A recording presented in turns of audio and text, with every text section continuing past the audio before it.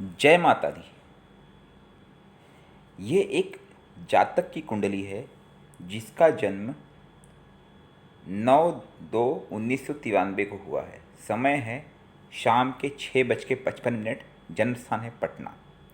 इनकी समस्या है, हेल्थ इश्यूज है कुछ, और गवर्नमेंट जॉब मिलेगी या नहीं मिलेगी वो इनका प्रश्न था, क्योंकि ये तैयारी कर रहे हैं कि इन्हें सफलता नहीं मिल पा रही है। ये सिंह लगन की कुंडली है।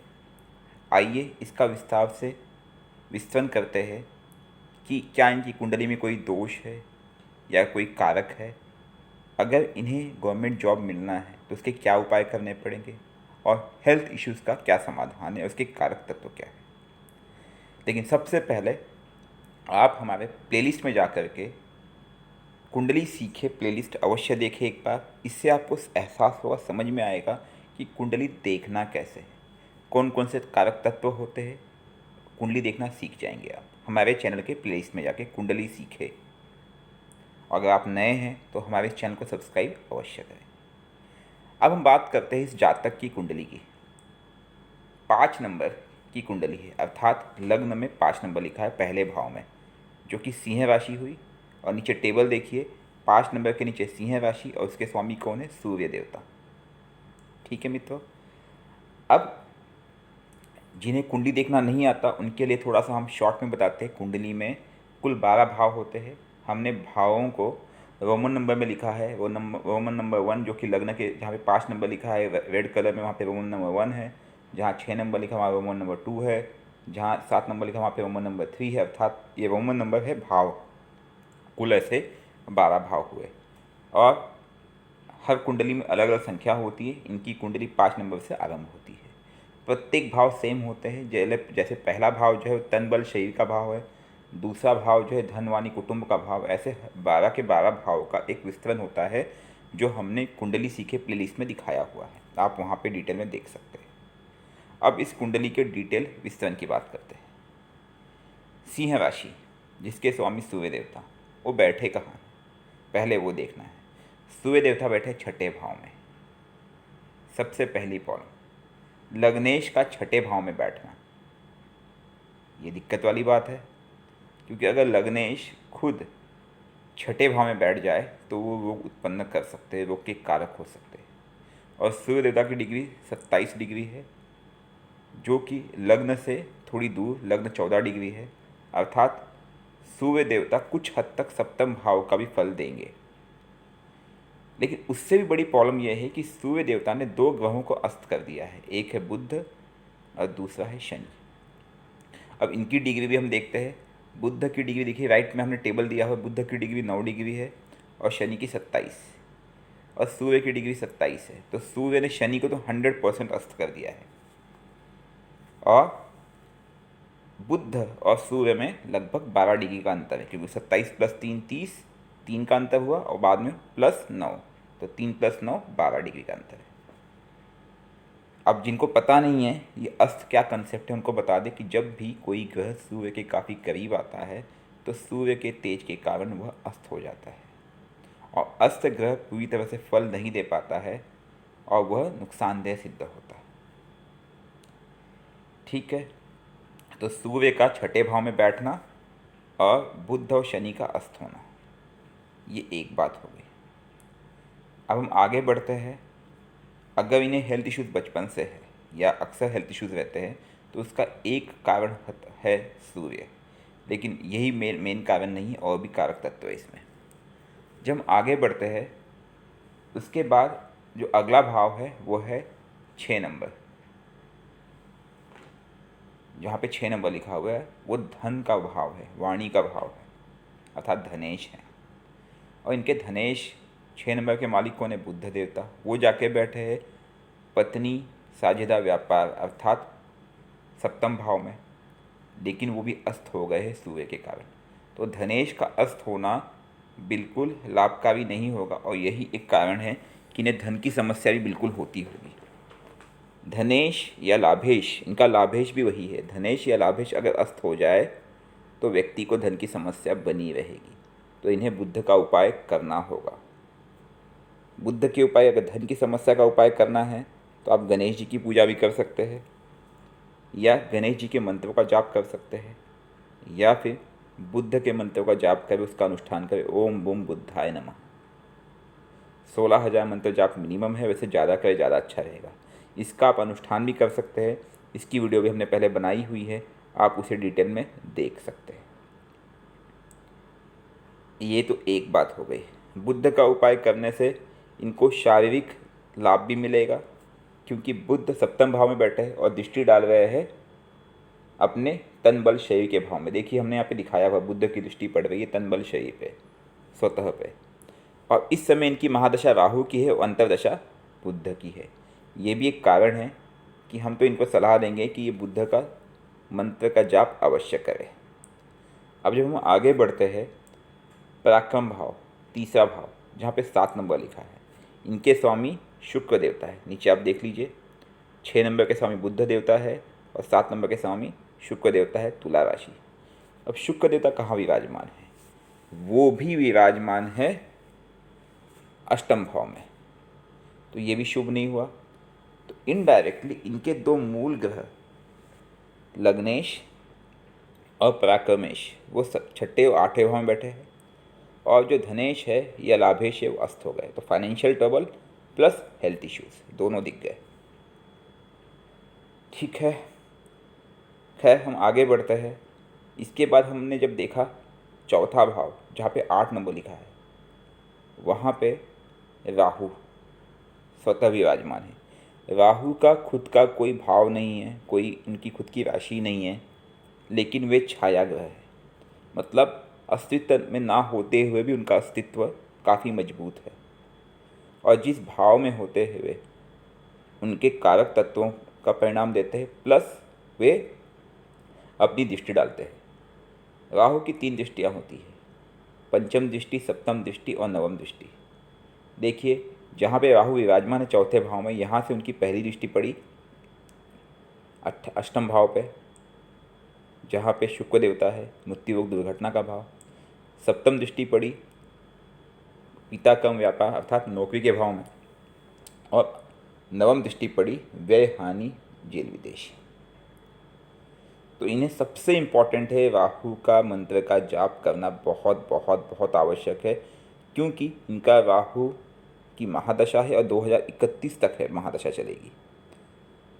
फरवरी 2031 तक इनकी राहु की महादशा चलेगी।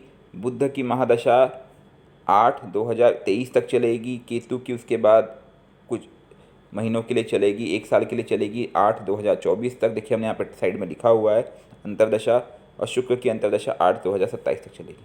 कभी भी ध्यान देना कि महादशा इज़ लाइक आपके गांव के प्रधान और उनके सभासद हुए अंतर्दशा। तो महादशा मेन है, उसके बाद अंतर्दशा है। तो राहु और बुद्ध, और ख़ास करके जब से बुद्ध की अंतर्दशा आई होगी अभी हाल ही में, तब से इन्हें काफ़ी परेशानियां हुई होगी। तो आपको राहु के मंत्र का जाप ओम राम राहवे नमः और बुद्ध के मंत्र का जाप ओम बुम बुद्धाय नमः का करना ही करना है। बुद्ध के मंत्र का जाप प्रातः काल करना है और राहु के मंत्र का जाप संध्या काल के पश्चात। ये रोज़ 1 माला आप कम से कम करें। अगर संभव हो तो आप इनका अनुष्ठान भी कर ले या किसी पंडित से अनुष्ठान करा ले, तब भी अति उत्तम रहेगा। अब इनका प्रश्न था कि सरकारी नौकरी की बात, सरकारी नौकरी कैसे लगेगी। सबसे पहले आपको समझना होगा कि सरकारी नौकरी के कारक कौन कौन हैं। देखिए आप ध्यान से देखिए, दशमेश 10वां भाव जहाँ पे 2 नंबर लिखा है वो एक कारक है, और उससे 10वां जो दूसरा कारक है वो जहाँ पे 11 नंबर लिखा है। तो 2 नंबर और 11 नंबर अर्थात 10वां भाव और सप्तम भाव, ये 2 मूल भाव है जो कारक है आपके सरकारी नौकरी के। अब नीचे टेबल में देखिए कि 2 नंबर के मालिक कौन है। 2 नंबर के नीचे लिखा है वृषभ राशि, मालिक शुक्र, और 11 नंबर के नीचे लिखा है कुंभ राशि, मालिक शनि। अब आप जब ऊपर जाते हैं फिर से, तो आप देखिए 2 नंबर के मालिक शुक्र देवता कहाँ बैठे हैं? 8वें भाव में, जहाँ 12 नंबर लिखा है। और 11 नंबर के मालिक शनि देवता कहाँ बैठे हैं? 6ठे भाव में, जहाँ पे आपका 10 नंबर लिखा हुआ है। हालांकि शनि खुद के घर में है, मकर राशि में है, लेकिन सूर्य और शनि की शत्रुता है, पिता पुत्र की वैरी। शनिदेव सूर्य को शत्रु मानते हैं और सूर्यदेव ने शनि को अस्त भी कर दिया है। तो अगर आपको सरकारी नौकरी चाहिए, संभव अभी भी है, लेकिन उसके जो कारक ग्रह है शुक्र और शनि, इनका आपको उपाय करना पड़ेगा। इवन दो शुक्र उच्च का होकर बैठा हुआ, इसलिए हमने इसको उतना फोकस नहीं किया और ना ही उनकी महादशा है, लेकिन शनि का उपाय तो करना ही होगा, क्योंकि शनि पूरी तरह से अस्त है और शनि ऊर्जा का कारक है, ये आपको समझना होगा। क्योंकि शनि जब भी पावर में आएंगे आपको सहायता देंगे, और प्लस बुद्धि का कारक, कहीं ना कहीं ये लाभ और धन का सूचक है, और बुध भी अस्त है, तो उनका भी आपको उपाय करना पड़ेगा। अब शनि का उपाय कैसे करें?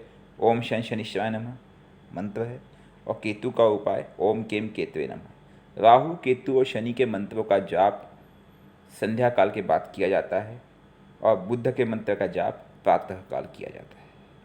अब आप कहेंगे कि क्या इन सब का मंत्र और अनुष्ठान कराए? बिल्कुल, अनुष्ठान कराने पे भी लाभ होगा, लेकिन अनुष्ठान का असर कुछ दिन होता है, उसके बाद भी अगर आप मंत्र का जाप करें तो बेहतर होगा किसी योग्य पंडित से आप अनुष्ठान करा लें।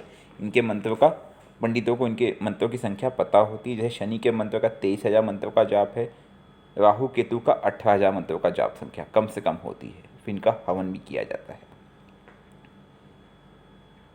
अब जब हम आगे बढ़ते हैं तो हमें ये समझ में आया कि ये तो केवल एक जॉब के कारक के लिए हमने आपको उपाय बताया है। जब डिग्री पे ध्यान दिया तो केतु की डिग्री 24 है और मंगल की डिग्री 15 है, तो कहीं ना कहीं केतु और मंगल के बीच में एक अंगारक दोषी बना। अर्थात अगर मैं गलत नहीं हूँ तो आप में गुस्सा बहुत आता होगा, या छोटी मोटी बातों पे क्लैशेस होते होंगे, और इसकी पूरी संभावना है। तो इन सब का निचोड़ अगर हम ये कहें कि इसका और कोई बेस्ट सॉल्यूशन, तो ये है शिव पूजा। क्योंकि चंद्र, राहु, केतु, शनि ये ऐसे ग्रह हैं जिनको शांत करने के लिए या इनका उपाय निकालने के लिए शिव पूजा से बेहतर कुछ नहीं है। तो आप डेली शिव मंदिर जाएं। आपके हेल्थ इश्यूज़ का सॉल्यूशन प्लस आपके जॉब का सॉल्यूशन एक ही है, आप डेली शिव मंदिर, शिव जी के दर्शन करें। सुबह शाम कर सके तो अति उत्तम रहेगा, आसपास में मंदिर हो तो, और हो सके तो आप रुद्राक्ष धारण करें। 8 मुखी 9 मुखी रुद्राक्ष राहु केतु के लिए, फिर 4 मुखी रुद्राक्ष बुध के लिए, और 6 और 7 मुखी रुद्राक्ष। अब हमने यहाँ पे शुक्र देवता को भी कंसिडर किया हुआ है, शनि और शुक्र देवता को भी कंसिडर किया है। तो अगर ये 5 रुद्राक्ष, लेकिन ओरिजिनल, क्योंकि डुप्लीकेट रुद्राक्ष भी मार्केट में बहुत सारे अवेलेबल है, आप इनको ले करके या तो रुद्राक्ष की माला में पिरो करके, जैसे जो माला होती है उसमें, या कहीं से भी हाथ में आप इसे धारण अवश्य करें, लेकिन उसको शुद्ध भी रखें। धारण करने का तात्पर्य नहीं कि ऐसे ले लिया आपने धारण कर लिया, उसको आप पहले मंत्रों से अभिमंत्रित करें, जो इनकी मंत्र संख्या दी, तब उसमें शक्ति बनी रहेगी, तब वो सही रूप में कार्य करेगा, आपकी सहायता करेगा। अब हम जब इस कुंडली में आगे बढ़ते हैं तो हमें एक चीज़ समझ में आई कि शुक्र शनि की युति जो है वो कहीं ना कहीं नुकसानदेह सिद्ध हो सकती है। सूर्य शनि की, छठे भाव में। अभी तो ठीक है, अभी राहु की महादशा है, इसके बाद गुरु की महादशा 2047 तक चलेगी, उसके बाद शनि की महादशा आएगी। तो आपके लिए बेहतर होगा अगर आप सोमवार का उपवास रखते, व्रत रखते, ओम नमः शिवाय मंत्र का जाप करते हैं। जैसे आप शिव मंदिर जाते हैं पूजा करने, तो वहाँ पे आप ओम नमः शिवाय मंत्र का जाप करें। किसी दिन आप बैठे कम से कम 10 माला कर लें, इससे आपको विशेष लाभ होगा। हेल्थ इश्यूज़ भी नहीं आएंगे, क्योंकि सूर्य का, आपके लग्नेश का शनि के घर में शनि के साथ युति बना के छठे भाव में जाके बैठ जाना, यह भी एक कारक है। प्रातःकाल जल्दी उठे, सूर्य को प्रणाम करें, और सूर्य को आप 1 लोटा जल भी दे सकते हैं, क्योंकि वो आपके लग्नेश है। लेकिन क्योंकि आपकी राहु की महादशा बुध की अंतर्दशा चल रही है, जो कि हमने जैसे कुंडली में दिखाया हुआ है, इससे आपके कई ग्रह प्रभावित होंगे। तो राहु और बुध का उपाय अनिवार्य हो जाता है। साथ ही साथ आप एक चीज़ और देखेंगे, अगर राइट साइड का टेबल देखेंगे, राहु और केतु नीच के होके बैठे हैं और शुक्र आपके ऊंच के हैं, इसलिए फिर भी चल जाएंगे। और बुध और शनि अस्त है। तो राहु केतु बुध और शनि, इनका उपाय बहुत बहुत बहुत आवश्यक है, जो आपको करना ही है।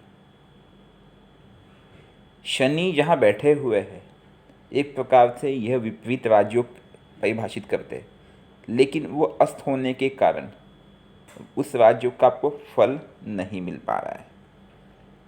तो शिव जी की पूजा अति उत्तम उपाय है। अगर आप जॉब का देखें, आपको एक सलाह और दूंगा, आप गवर्नमेंट जॉब की तैयारी कर रहे हैं, लेकिन आप साथ में कोई और जॉब भी देखते रहिए, प्राइवेट जॉब भी।